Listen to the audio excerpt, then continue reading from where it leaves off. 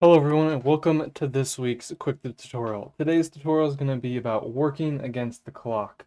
That's going to be all about basically discussing what the pros and cons of working against an actual time limit is, or a physical clock that you have counting down for you to finish your work or a particular set of tasks. Before we get started with this video, I do want to remind you down below, hit subscribe and the bell icon to be notified of new videos coming out twice weekly in the channel, and down in the description you can follow us on GitHub for coding updates, as well as Instagram for other live updates. If you're not a member of our Discord server yet, make sure you come and join to get help with scripting, extensions, plugins, submit tutorial ideas, and much more. And if you'd like to help support us on YouTube, you can do so at our two membership levels, which come with cool perks, as well as help us out financially. And as well in the description, make sure you check out the links to AE Scripts, Gumroad, and Adobe Exchange to see some other cool stuff I make. There are kind of two against the clocks that I want to discuss today. The first is like a physical timer like this, where I have 11 minutes to finish this YouTube video. That's a little stressful to a degree, but this will make sure that you are kind of staying on task. But it can be hard to not look at a timer too much if you have one set, especially if you have one like physically in front of you. If I just minimize this, it's easy to forget that I have a timer going, which can also be a con, but I like to use timers like this just to have different tasks listed out. I do have to-do lists everywhere, but specifically like setting a set amount of time when you have a lot of projects can be really helpful, especially if you need to partition your day into different parts of work. Even if you just get a little bit of each project done at a time on a busy day, having a timer can help you stay on track to your future goals of finishing everything. The other kind of against the clock that I want to talk about is an actual physical deadline. Like if you physically have to finish your project by a certain date and time, or you have a general like beginning of next month or something that you need to finish something in, that's obviously a normal thing to have because your most projects are going to have a deadline unless it's something you're working on for yourself.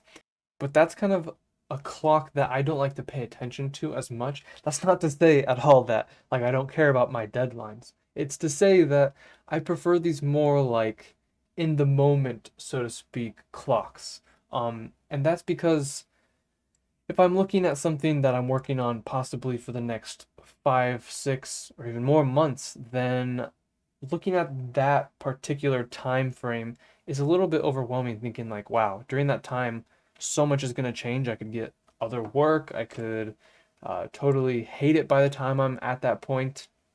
Essentially, I prefer timing myself against like a timer clock rather than an actual due date clock. To me, having a clock like this, or a stopwatch or a timer, kind of makes me think of things in film or TV that I've seen where, there will be a timer up and it's a hackathon. You got an hour, 6 hours, 24, 48 hours to put something cool together. And that kind of stress against the clock, for me at least, fuels some inspiration, fuels some energy, and of course, you can supplement your energy. But it really does help to kind of have these little goals that are much easier to grasp both mentally and physically when you're actually doing the job. Because when you have a giant calendar in front of you showing you, man, I've got 1, 2, 3 weeks left until this whole project has to be finished, it can be a lot harder to kind of see how you'll actually accomplish that. With this, I can make just a timer for what I have to do today. I can make a timer for a specific to-do list task that I know is going to take me a while, and then I can just cross that off my list today, move on to the next to-do list item tomorrow. This really allows you to focus in and take things step by step if it's required. If it's something you can sit down and code in one sitting, that's even good too. You can set your timer for an hour, 2 hours, and just go crazy and finish it. But also, this is useful for breaking things down as well. You could break down individual tasks by a certain period of time, but you can't do that with the calendar. You can set maybe on your calendar days that you're going to work on specific things. But if you are busy, breaking down the time with smaller timers is much better. So overall, I think it's safe to say I prefer to use these kind of timers above like a calendar as a timer.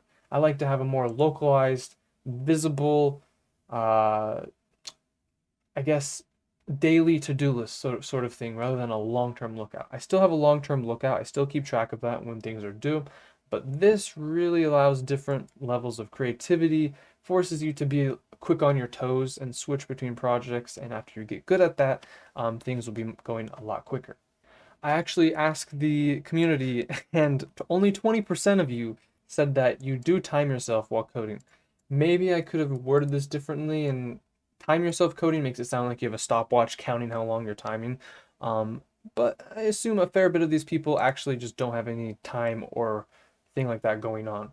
Um, Despite that, I think it still can be a very helpful tool for some people. Perhaps it's not right for everybody, but timing yourself, whether it's having a very specific calendar, I don't highly recommend it, but if you are the kind of calendar person, you can have a very specific calendar where each day lists out specific features that you're going to do. For me personally, though, I like to focus more in on a local timer, which, as of right now, like I'm thinking about, I got 5 minutes to finish this up. Not going to be a problem, but if I'm working on another project, it can be super helpful to be like, okay, I've been working on this for an hour. I could work on it for longer, but my timer says I need to stop and move on to whatever's next. And that's kind of the last thing I do want to say is there can be a sort of bad habit you get into where, well, this timer might finish, but all I have to do is hit refresh and play it again. And then I can keep working on the same thing and never get to my other tasks. So that's the main disadvantage to this kind of timer is you can, and I sometimes recently have been in this habit of getting stuck or refreshing your timer and continuing to work on things longer than you probably should. Learning how to balance your stuff out is important, and this will help you do so. And that's going to do it for this video, guys. I hope you enjoyed a little bit different of a tutorial, but discussing about working against the clock. Obviously, not a lot of you guys actually do time like that, but if you ever do, it can be super useful if you have a ton of work to do, are in a pinch for time, or just need like a quick boost to say like, oh man, I really got to race against the clock, or else. If you guys enjoyed the video, hit the thumbs up button. Down below, hit subscribe and the bell icon to be notified of new videos coming out twice weekly in the channel. And down in the description, you can follow us on GitHub for coding updates, as well as Instagram for other live updates. If you haven't already joined us in the Discord server, it's about time you do so. And we have scripting extensions, plugins, and many other channels where you can join, get discussions going, and get help from other members.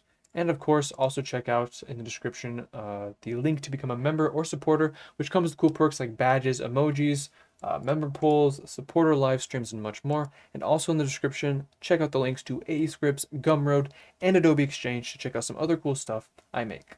Thanks again for watching, everyone. We'll see you next time.